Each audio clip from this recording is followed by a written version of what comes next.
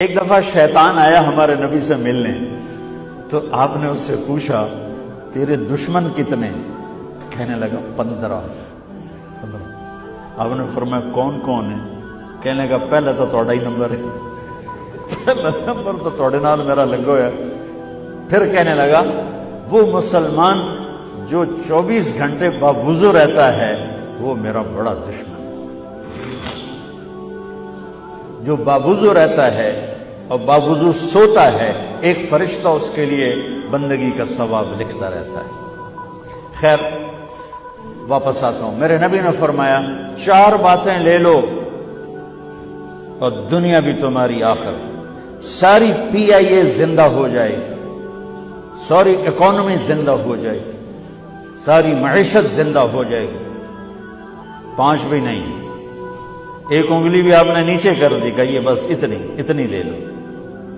حفظ امانت، صدق حدیث، حسن خلیقت، عفت فی تہمت۔ کیا خوبصورت! ساری زندگی کسی کو دھوکہ نہ دینا، دیانتداری۔ میرے ملک کے ادارے کیوں ڈوب گئے؟ دیانت نکل گئی، کھوٹ آ گئی، دھوکہ آ گیا۔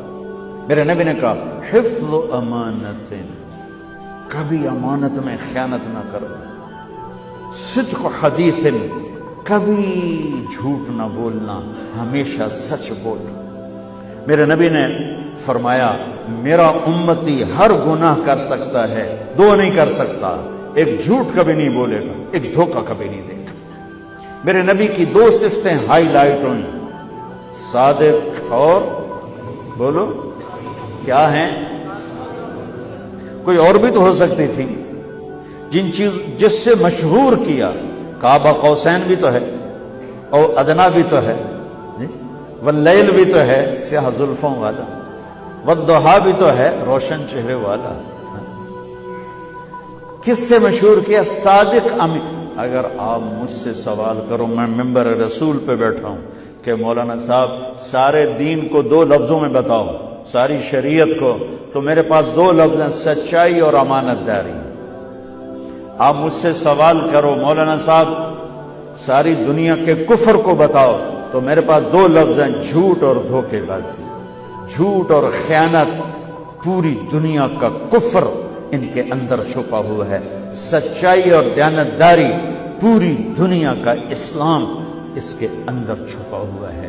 دیانت اور سچائی یہ بیج کی طرح ہے، اور پورا اسلام پھر باغ بن کے پھلتا پھولتا ہے۔ جھوٹ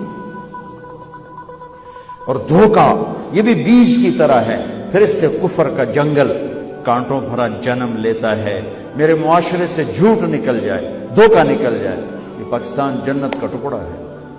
اور یہ حکومت کے بس کا نہیں ہے کہ وہ سب کو سچ بلوائے، یہ مجھے کرنا ہے، مجھے کرنا ہے، میں نے اور آپ نے اس کو شروع کرنا ہے۔ حضرت جریر بن عبداللہ یہ یمن کے شہزادے تھے، آخری حج پہ مسلمان ہوئے۔ اپنے نوکر سے فرمایا گھوڑا خرید کے لا، میں پیسے یہاں پیمنٹ کروں گا۔ وہ منڈی میں گیا، 300 روپے کا گھوڑا لے کر آیا۔ جب انہوں نے گھوڑوں کو دیکھا تو وہ قیمتی تھا، مالک کو پتہ نہیں تھا، اور یہ گھوڑوں کی نسل کے پہچاننے والے اس سے کہنے لگے تیرے گھوڑے کے 400 کر دوں؟ کر دوں۔ بڑا حیران ہو کے دیکھنے لگا، ہے کہ آپ تو مجھے چیز خریدنی ہے تو میں گھٹاتا ہوں، اور اجمل نے بیچنی ہے تو یہ اس کی قیمت بڑھاتا ہے، اور یہاں خریدار کہہ رہا ہے 400 کر دوں؟ وہ کہنے لگے کر دوں۔ 500 کر دوں؟ کہنے لگا کر دو۔ 600 کر دوں؟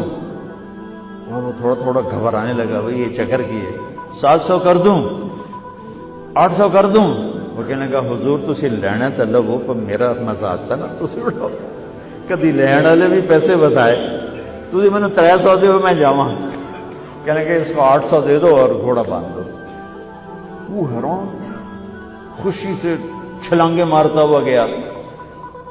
تو جب وہ چلا گیا تو نوکر نے پوچھا میں جب 300 میں سودا کر کے آیا تھا تو 500 کس خوشی میں بڑھائے؟ فرمایا میرے بھائی اس کے گھوڑے کی قیمت 800 تھی، 300 نہیں تھی، اور میں نے نبی کے ہاتھوں میں ہاتھ دے کے یہ وعدہ کیا تھا زندگی بھر کسی کو دھوکہ نہیں دوں گا، سب کی خیر خواہی شامل۔ تو بھائیو میرے اداروں میں کس ٹیلنٹ کی کمی نہیں، صلاحیتوں کی کمی نہیں، دیانت کی کمی ہے، قوت عمل کی کمی نہیں، سچائی کی